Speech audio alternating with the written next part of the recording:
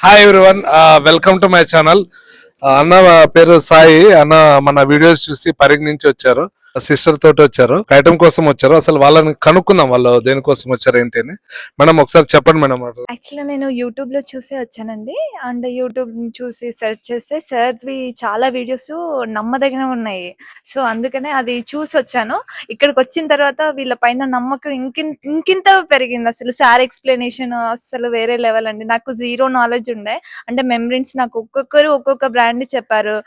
Sir ఏది perfect ఉంటది, దేనికి వాడాలి, ఏ టీడీఎస్‌కి వాడాలి అనేది సార్ చాలా బాగా చెప్పారండి. చాలా నీట్‌గా చెప్పారు. మేడం ఇంకోటి, యాక్చువల్ గా ఒక్కొక్కరికి ఒక పర్సెప్షన్ ఉంటది కదా, వీళ్ళు యూట్యూబ్ లో వీడియోస్ చేస్తున్నారు అంటే ప్రైస్ ఎక్కువ ఉంటదేమో, అదే విధంగా ఇక్కడికి వెళ్తే సరిగా మంచి ప్రోడక్ట్ ఇస్తారో ఇవ్వరు అని.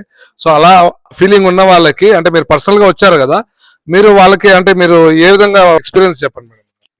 లేదండి. అసలు ఇక్కడికొచ్చిన తర్వాత అయితే నాకు ప్రైస్ విషయంలో కూడా ఎక్కడ అసలు అలా ఏం జరగలేదు. ఇంకా కస్టమర్స్ ఇక్కడికి రావడమే బెటర్ అనిపిస్తుంది. రియల్‌గా చెప్తున్నా హానెస్ట్‌గా. Thank you so much. ఫ్రాంక్ గా చెప్పాలంటే ఆ టెక్నీషియన్ కూడా వేరే సైట్ లో ఆల్రెడీ వర్క్ లో ఉన్నారు.